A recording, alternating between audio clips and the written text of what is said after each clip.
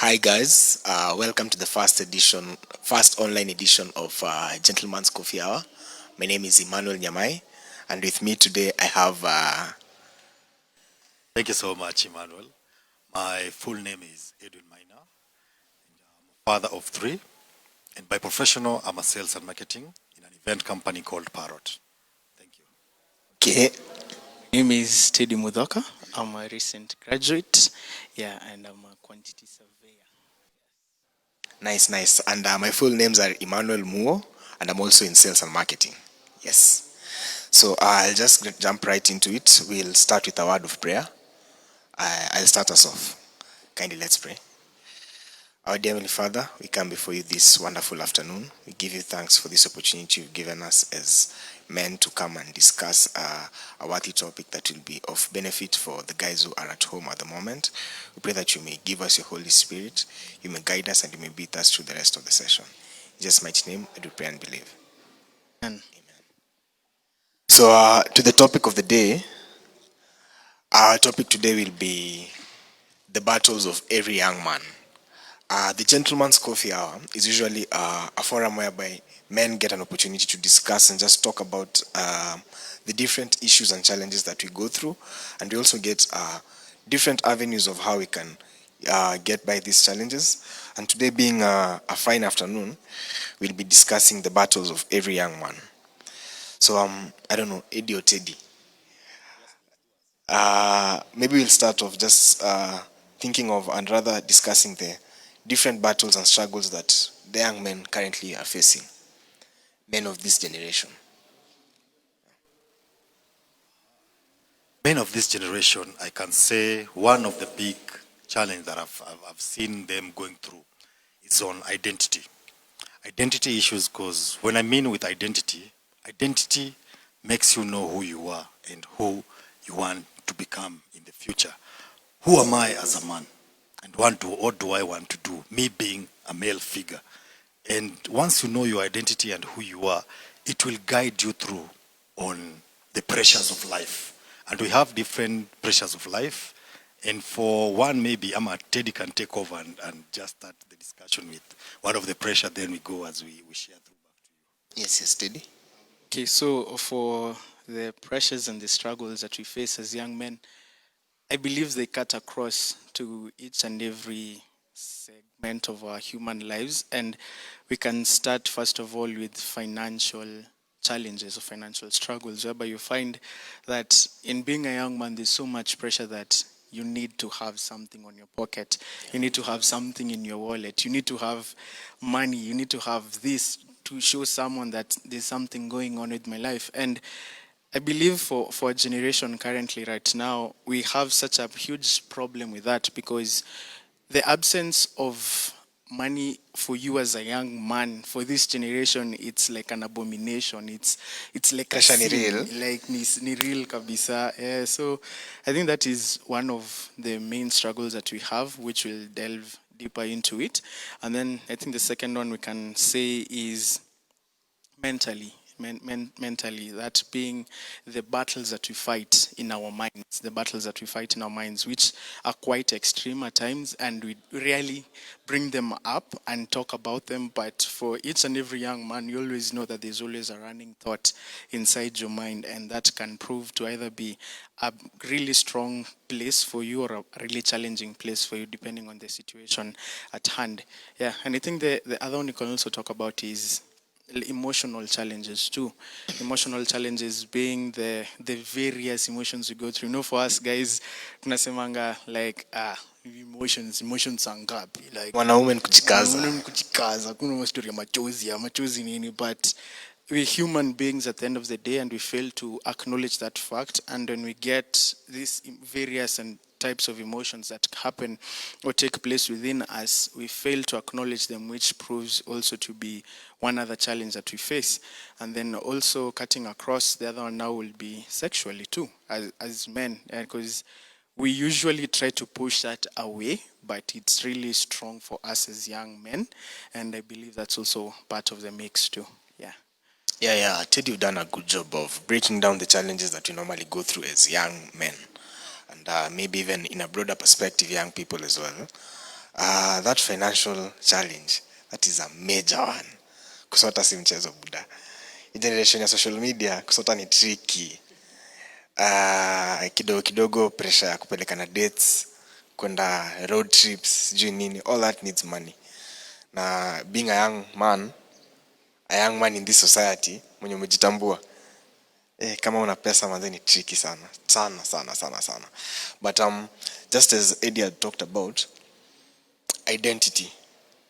Maybe any way you can contribute on how identity can help us as we deal with the challenge of financial? The financial side, even the Bible said that money answers all things. Because whenever you go, asked to be in this place, we had to use fare, we had to use fuel to put in the cars, we had to take care of ourselves. And for a normal person, even just a man and a single man, for you to sustain, especially in our city, Nairobi, kila kitu, hakuna kitu ya bure. Hakuna kitu ya bure. Hakuna kitu ya bure hapa Nairobi.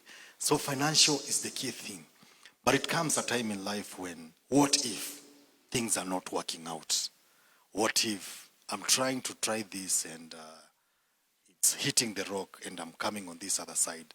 Like right now, we are in a period when things are coming challenges. We have seen people are being told, just stay at home, we'll call you later. Salaries have been cut into half. And for those who are lucky, business are booming out there.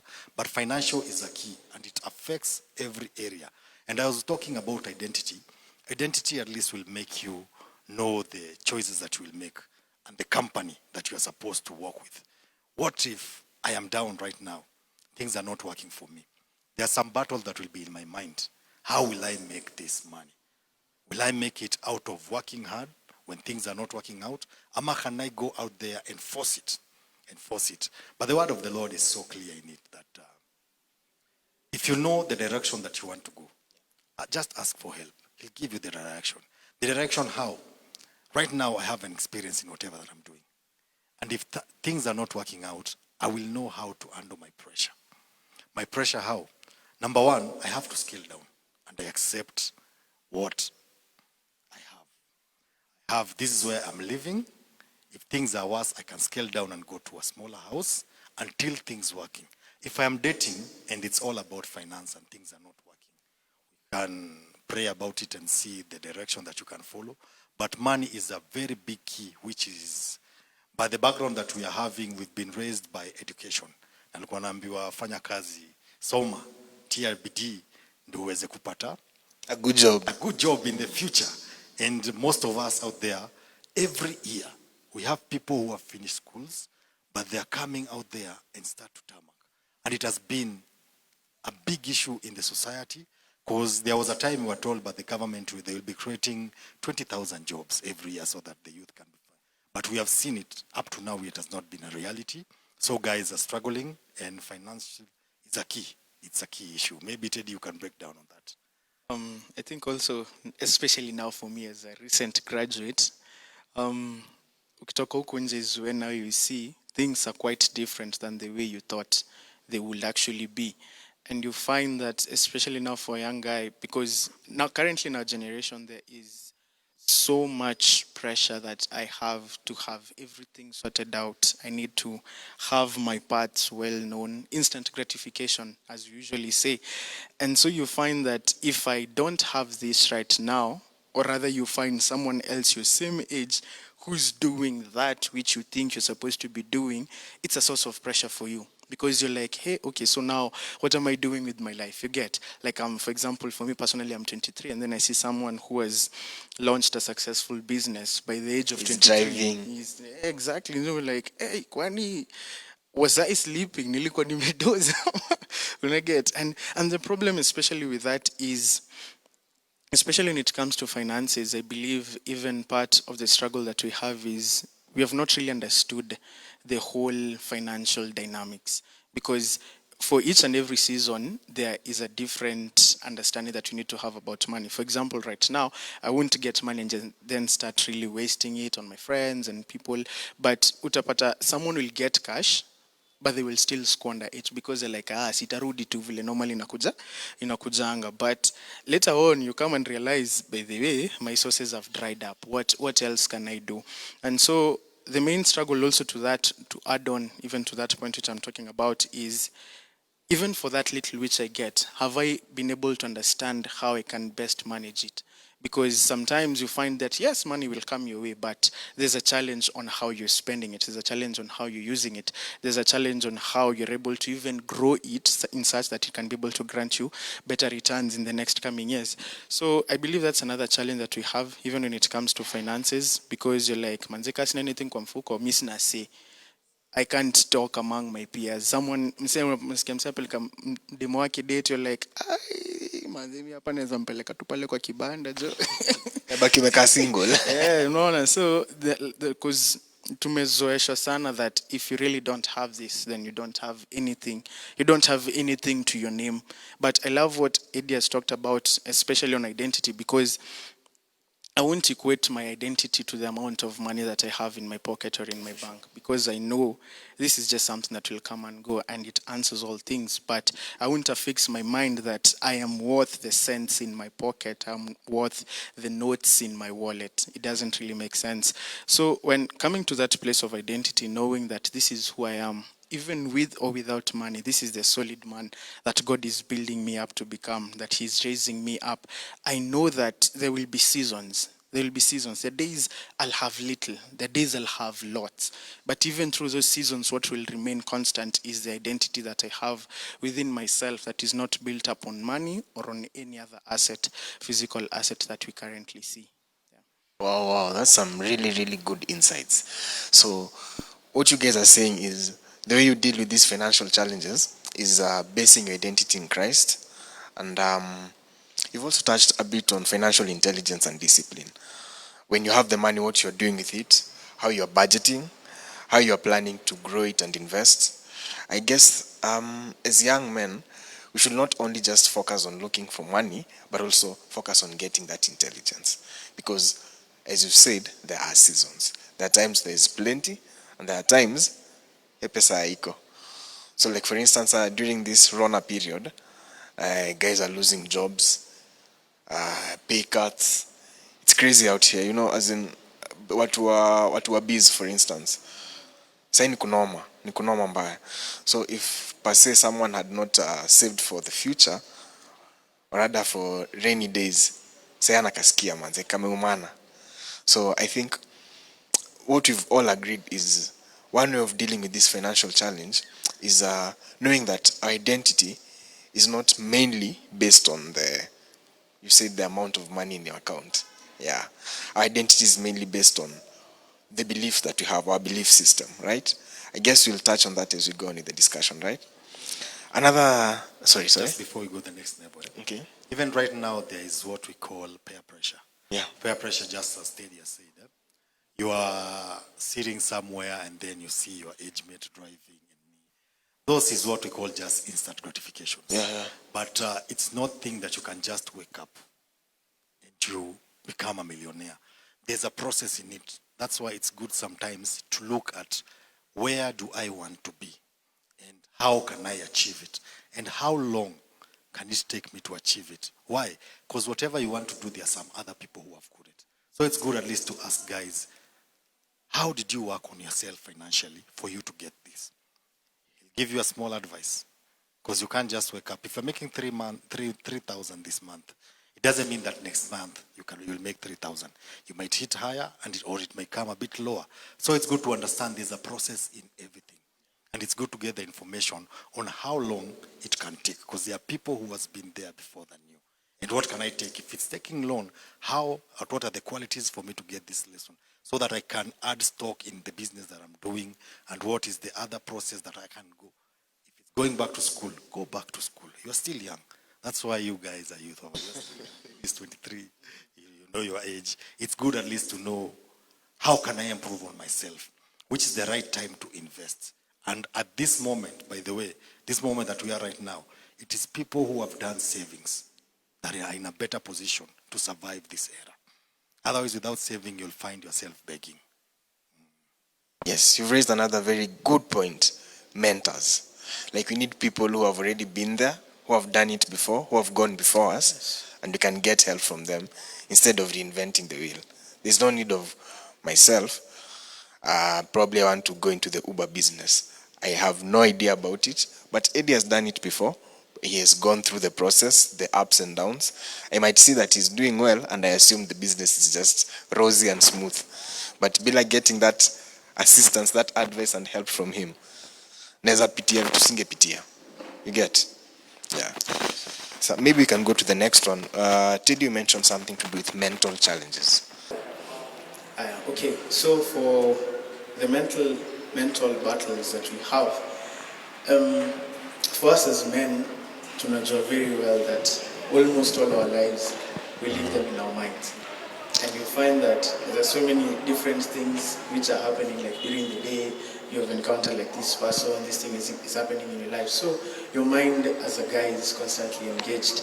But even from my experience and from my base of friends and people that I've talked to come to realize that we usually fight so much within our minds. The battle of the mind at times it's so great. Like there are so many thoughts that are flooding out, like from the experiences you're having in your life, in your family, in your work, in your relationships with people, in just any dimension of life. And you find that at times we sink in even into deeper struggles and issues simply because we did not sort it out from our minds. I remember there's something that Eddie talked about, that your thoughts become your words become your actions. And you find that later on, tunakam tunarealize, oh, but then my friend is actually really sinking down towards depression, sinking down towards suicidal thoughts and tendencies. And you're asking yourself, how did this person get to this place? And nakamkona that it's because of the thoughts that we usually carry, the thoughts that we usually have, and it's at times because of the things that we're feeding ourselves.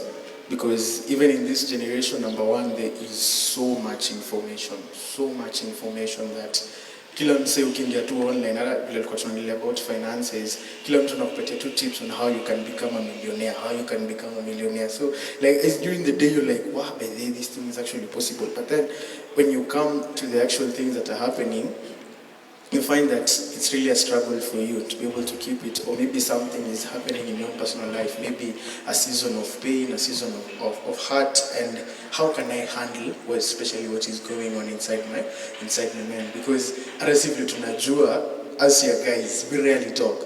Unakuuliza kwaje, amemko fiti manzi huko aje, mko poa, unaget, and tuna cloud sana within that kokunia, mko poa, mko fiti, but in our minds we're like, hey, hapo niko tricky kabisa. And I don't know, but even maybe for you, like, Manu, you can tell us, like, how is it for you? From a personal perspective, I agree with you. Our minds are hardly ever not like should I call them turbines? They are constantly rolling throughout. Your mind is actually active throughout the session. Actually, in fact, even when you're asleep, you find yourself thinking through dreaming.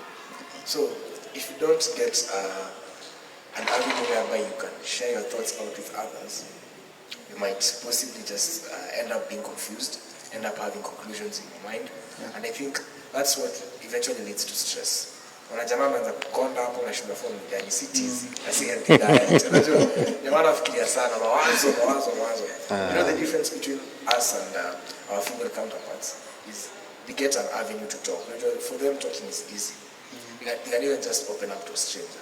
But for us, hata majamaa mabeste kuongea bedhe ongele something kama kambia nafanya haikuingiana. Ni ngumu. They just end up with the thoughts in my mind.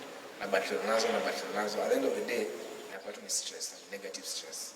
Yeah. Awesome, nice. And for you, Eddie, what's your for me, I can say on my side is that our thoughts are affected with a lot of things, especially with our environments, our working place, what we need. That's why you can find you yourself as a man. Sometimes you can be sitting down, you're just looking, and then a woman comes and passes by. It changes everything in your mind, in the way of thinking. So the mind is the battle thing. And what you think, just as Teddy said, you first watch your thoughts. Your thoughts will become your words. Then your words will become your action. After your action, it will formulate your character, who is it that I want to do and what was I thinking? But we can attract either by faith or by fear, depending on the situation that you are. Because if you decide to feed your fear, they will lead you to another direction. Because once you feed your fear, they will make you to be scared. You will start being envy. Why are people making it and I'm not making it? Then anger will start coming on your side. So that's when, and at times come, you just don't want to talk with anyone. Your decision moods too, you are that moody person and many things. But if you decide to feed your faith, faith can make you make good decisions, knowing that it is okay right now to be in this situation, and I can come out of it. And that's why we said by faith comes by hearing and hearing. Not only hearing, hearing and hearing and hearing and hearing by the word of God. So what you feed your mind really matters, really matters. And we've seen, the Bible has so many examples of people who've been in one situation, but because of their faith, they have turned out to become better. So it's not the first time that you can be going through the battle of mind. And just as I said, ask for help if you're in that situation. Mental helps. And it is a reality. People are going through depression. People are going through tough times. And it really affects them. But the company that you sit along with, like even in this area, this environment, the church has given us a very good opportunity. We have, like, every week, we used to have fellowships where you can just go and people will ask you, do you have any prayer requests? Yeah, you share with your people, your brethren. I'm going through this. I need a job. I have challenges in my marriage. I have challenges in my working place. Please pray with me.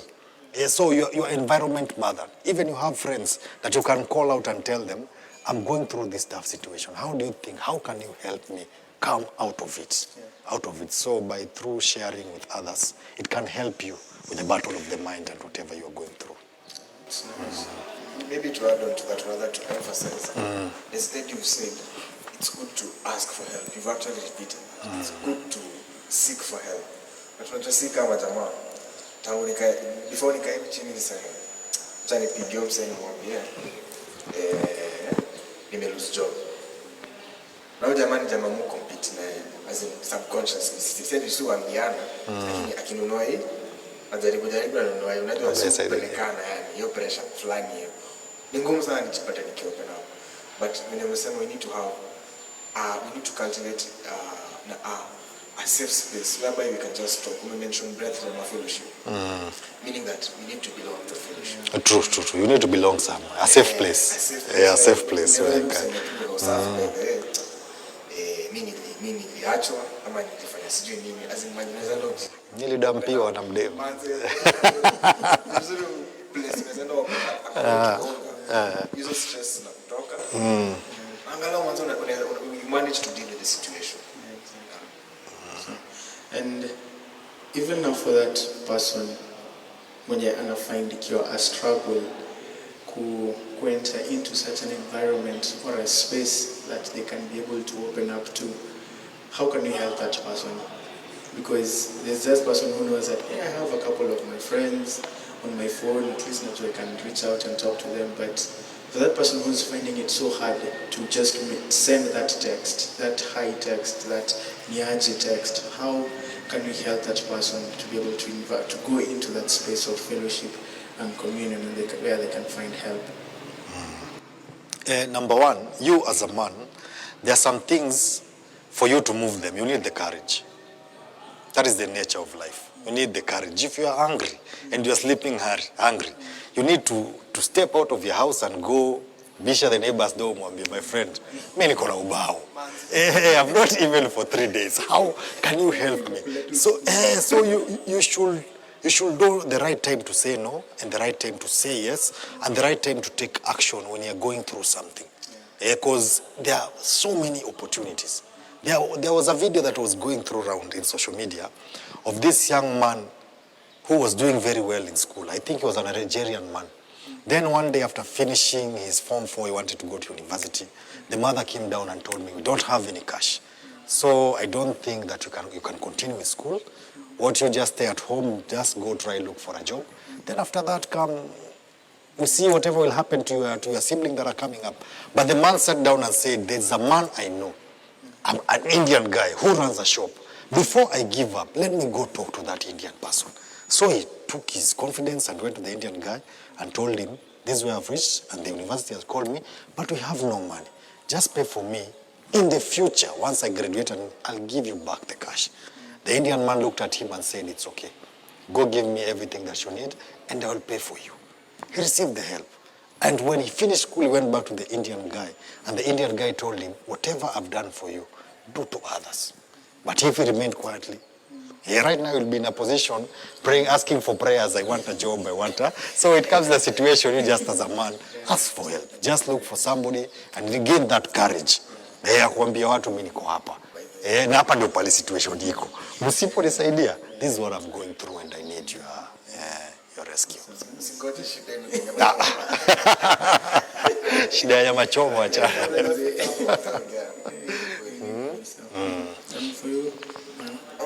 I can say this. Just first accept your situation. Kubali manze. Kubali situation kwa ground ni different as much as wasawa naweza kuwa nadhani wewe sijui uko aje. Sijui life ina happen for you. Probably you are going through a lot. Lakini wase haezi ona nje ile facade na put. Unajua? So first accept situation. Accept unahitaji usaidizi. Identify mse anaweza kusaidia, like for instance in that Nigerian guy's story. Identify there's an Indian somewhere. Identify someone who mwenye ukienda kumwambia atakucheka. Instead atakusaidia. So accept situation, identify a source of help, and take that step of courage. Remember what you say. Yes, thank you. Because I don't make a plainly courage. Gain the courage ya kuuliza. Gain the courage.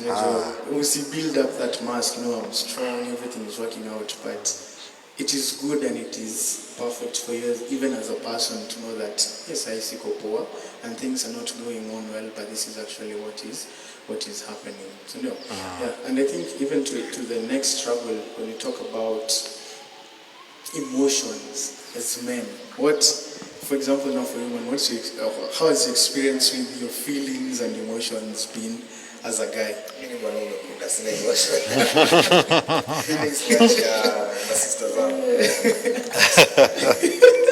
Funny as it may sound, that's the reality for most guys. Mwanaume kujikaza na feelings tumeachia. Niacha madem kwanza na watoto. Feelings tuko nazo ni za njaa, baridi.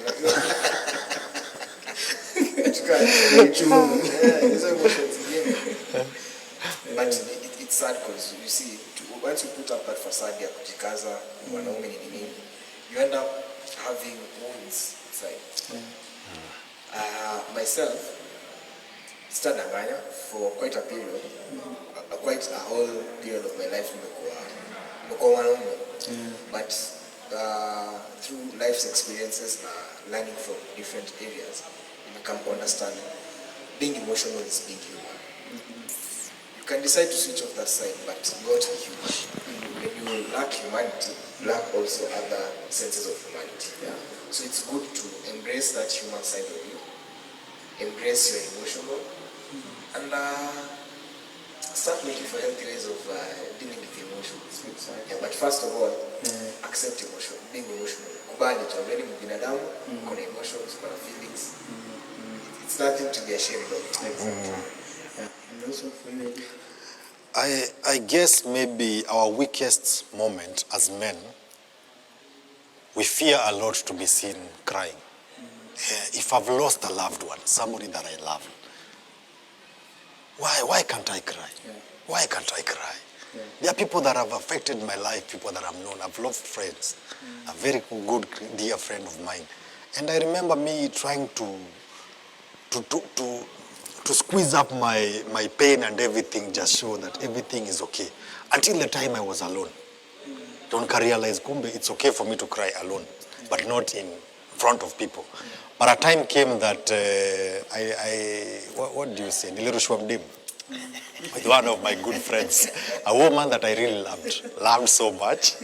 And I remember that time I got them in a weird situation, which I had to accept, just as you said. Kakubaliana, this time ameenda, and I have to move on with my life. I just remember me coming down from the stairs, pocketing myself, looking down and walking as I was crying. And the sad thing is that most of my friends, they were somewhere in a base. But I had to gain the courage and go and sit with them and started crying in front of all of them.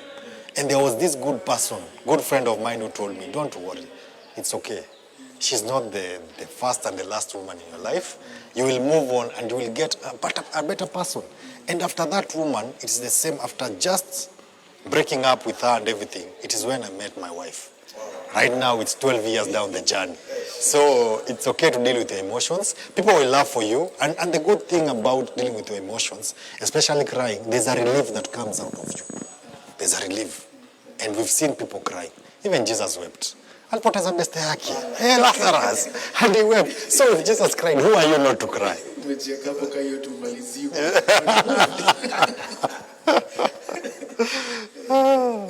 So it's okay to deal with, there are different types of dealing with emotions, and crying is one of them. And talking, open up to other people, and so that you can get advice on how to move forward. Because you're in this rock and you want to turn from this place to another place. And so you seek advice after you've released it out. Exactly. And this is a key point you have talked about, releasing our emotions. Because you find now for us as guys, we have a challenge with how do we unpack, tuna blow aje steam. And you find that normally and sadly by default, some of the ways that we have it's either through anger and rage. You just beat people up, you beat things up, you smash things up, or something through like alcohol or smoking. Unateremsha chupa ka 16 at once, or like nataka tu kutoa stress, or even resolving to things like sex. You're like, I really want to release this emotion that is within me. And tunapata that even for us as young guys, the reactions that we have, it's because of these emotions that is now happen. And even as you've said, and bringing it back to Manu, how do we now release these emotions that we go through? Be it pain, be it hurt, be it anger, be it frustrations, despair, hopelessness. How are we able to unpack them out so that they don't mess up on us on the inside and lead us to do things that we'll regret later on? This is something that we've mentioned time and time again, but it's one of the main ways in which you can get to release. Talking. Kufunguka tu na kuongea. It's something that most men might. But getting a safe space where you can just talk, useme ukweli, unajua kushare na majamaa wengine. Hivi na hivi happen, na hivi na hivi happen, na manzi nikigonga. Mwenye unaniona hapa hivi ni Mungu kwanza. Mimi nilikuwa nashinda kukula. Unajua kwambia wanaume hivyo si rahisi. Then again also who you are talking to. I can say maybe some guys they've resulted into bottling up and fighting the emotions through other avenues, because the first people they talk to during the first time either they enjoy ama anaanza kama chukua situation yao akaenda kuongelea. That something like that happens to you, already you're in a situation alafu tena usikia sana kuongelea, man out ya ongelesha True. So talking, getting a place where you can just open up, share with guys, and especially sharing with guys who have gone through something. I take Eddie's case. Situation here, heartbreak. It is so common. It's one of the most common experiences that almost everyone goes through. Asa shida ya kutokuongea kama wanaume ni everyone has a different experience because we don't share. You know, if we were sharing, probably ningekuwa kwa forum nisikie naongelea kitu na bado sijapitia.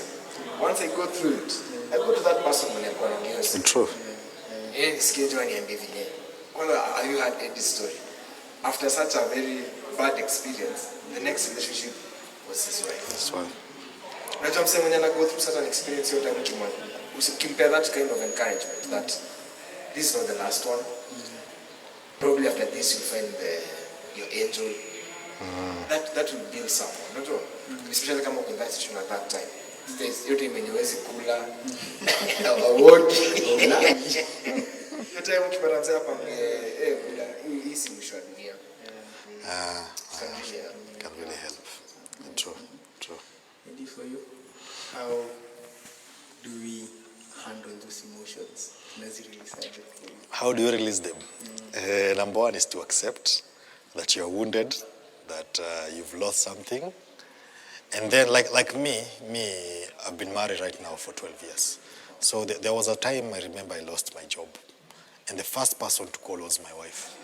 And ikawambia, things are not good on our side and expect changes. Because there will be a lot of change unless something's worked out for the better. And I remember her told me, it will be okay. Don't worry, it will be okay. I know God has better things and a better purpose for you. That's why you have lost it. So it was an encouragement. Then after that, I was coming from town, and that time I decided to choose a train to Mtindo, because that time I was staying in Moja. And when I went into the train, I met my friend. Luckily, even him, he had a letter of resignation. And he was together with his wife.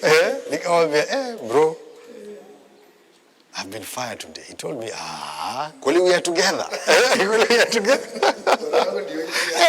And I remember that time as we were coming in the train and walking after the train, we decided, what can we do? Because we are not sitting at home. We will start this business. We'll start this business. So tomorrow, let's meet and start doing something different. And we'll never go back to El Polo. Luckily for him, he's still continuing with the business. Me, I had to look for other options because on my side, it was not working. But God had good plans for us. And for me, sharing that moments and opportunities came out of that way. And right now, we can say, acceptance. Just accept and look for people who can assist you in that. Nice. Yeah, thank you so much. Because I believe in for me, it's the same thing, that accept that they are there. Now, easy trick with this surprise. Because surprise is dalipuka to at just any moment, and it's quite messy, and you won't be proud of it. Yeah, and also now back to Manu, who was leading us to the next point, which was sexually. Yes. For us as men, we know that we know it's there, but we don't want to talk about it. But it's another key area that we really struggle at times to be able to navigate through that path. And I think even bringing it back to you and even to you, Eddie, what are those things that even now for you, from the place that you're at right now, because it's like a vantage point, which are those common struggles that you have seen with young men go through from your personal experience, from the experiences of your friends? Which are those common struggles that are there, even those ones that hata si wenyewe tutakangi kuongelelea, but you know they are there? Okay, for it's a pressure, or I can say, kuna wagana hiyo peer pressure at that time, especially when you are out of school in your 20s. Things are good out there, na kuna pressure. For women especially, and it's good to acknowledge and accept that you are a man. And there are some changes that have come inside you. And there are some feelings zenye zinataka kujiotokeza, and you want to know. So what I can say on that side is that, number one, you need to know your purpose. Identify what you want to know. And know it is good to eat the fruit when it is ripened, when it has ripened. Usikule ikiwa mbichi. So if you have not finished school, just try to work on your knee. And in a relationship, it's good to start when you are working. At least you have some things inatokea hapa. There's no need for me to date a woman alafu aniambie nimpeleke out. Naanza kumwambia, oh, you know, manze, mfuko ni mbaya, mfuko. Because he wants to find a man, at least anamwambia, this is what I have, we can go to this place. Openness. This is what I earn, and we can start living. Once we get together and we move in. But when the pressure is too much, there are different ways of handling it. And it comes a time when you can even fall. Like me, I remember I started early. My relationship, even we had children before we had formalized our marriages. But I had to own up. This is a child who has come, my firstborn daughter, and we started out of wedlock. But what can I do? I need to make things better. So I need to understand this is a child.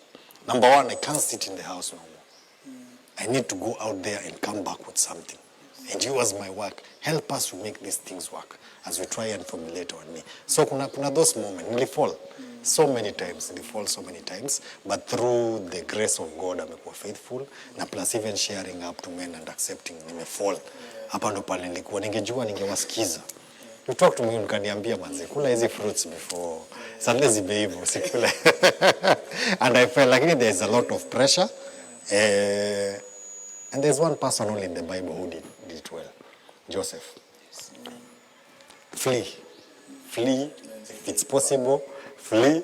Look for a good company who are going in your direction. Otherwise, if you try, flesh in a battle yake. And it's challenging. So Manu, you can tell us because you are still in that journey. What are the battles that you're facing right now, and how are you managing them? Hiyo pressure iko juu mbaya. Kwa sasa with advancement in technology bringing up social media imekuja na pressure yake. Unajua nowadays it's actually a bit weird. It's actually very weird, very weird. If you are in a relationship with someone, presumably a lady, and you're celibate. Now, if you say that amongst some circles, guys will be asking him, should I go?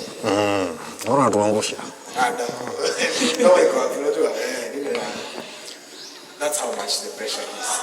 Even approaching from a point of guys who are dating. For guys even who are not dating, they're even experiencing more pressure. Because you see, we are living in a society where kama how date, uko free to engage in sexual activity anywhere. In fact, as an outer ingiliwa, if that person will engage naye, are you in a relationship? Amwezi ingiliwa. You are two consenting adults.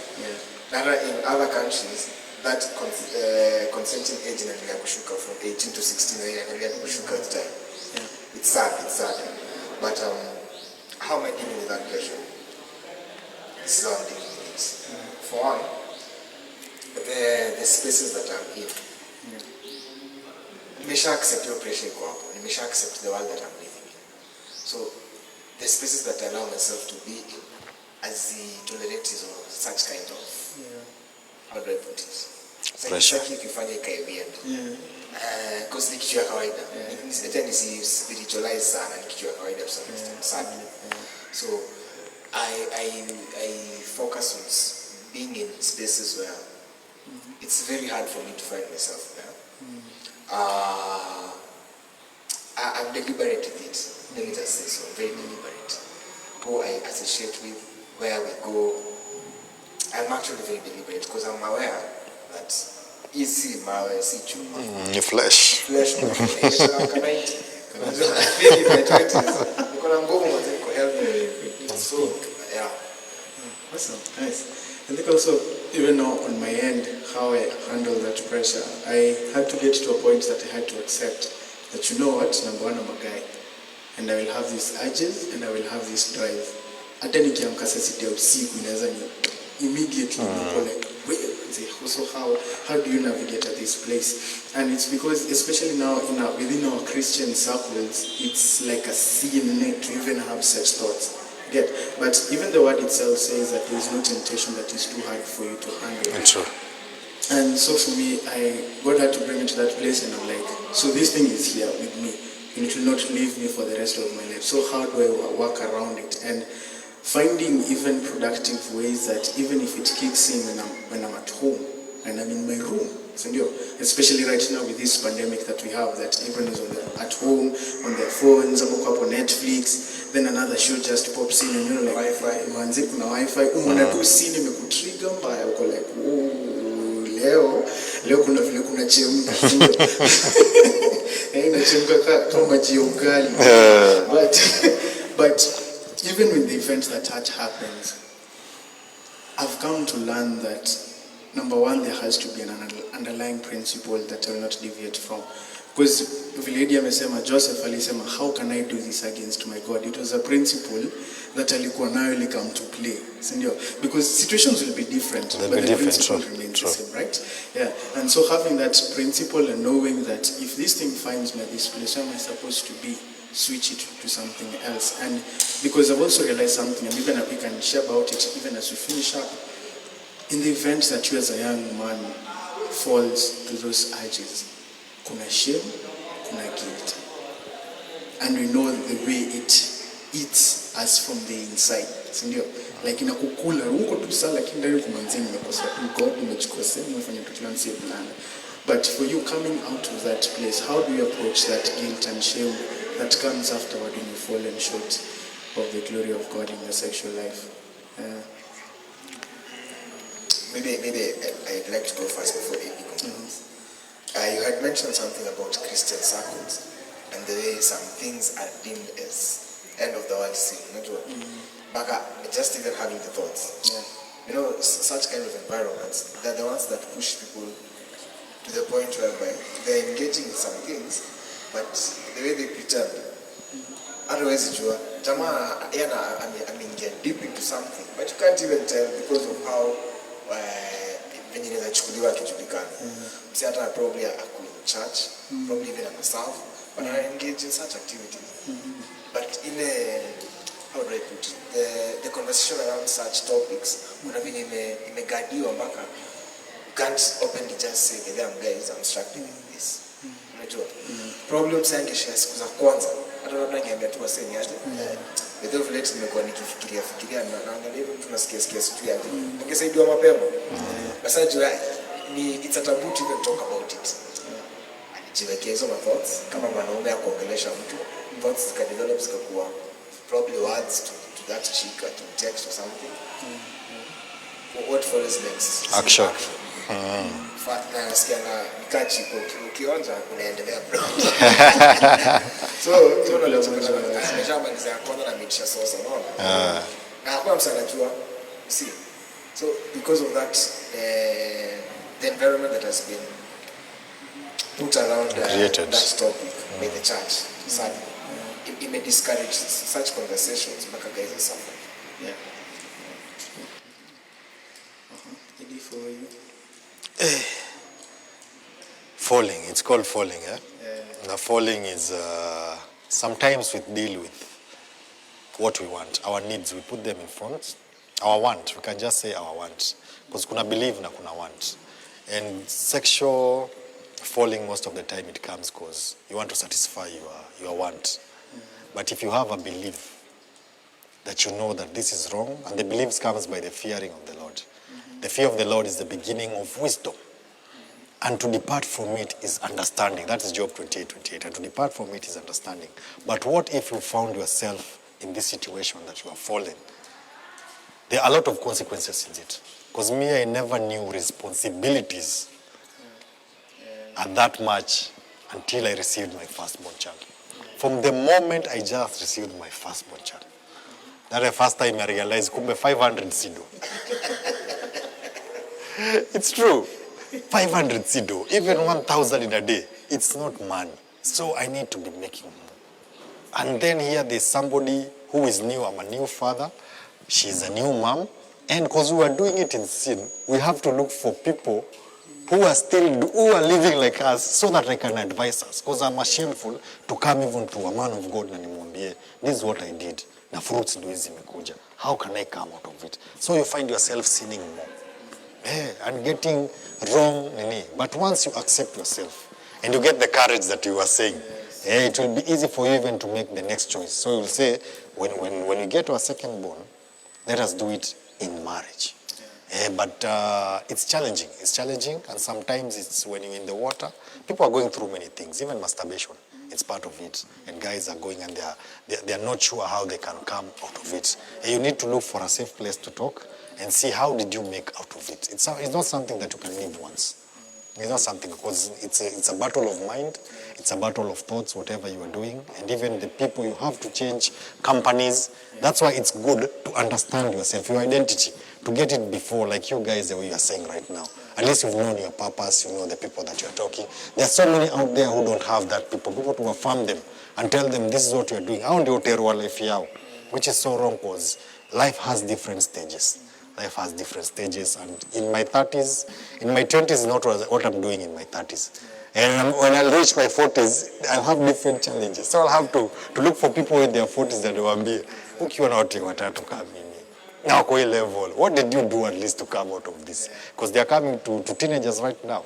itakuwa ni story ingine. I have to look for somebody who has a teenage daughter and a son and tell him, what did you do when he was doing this and this?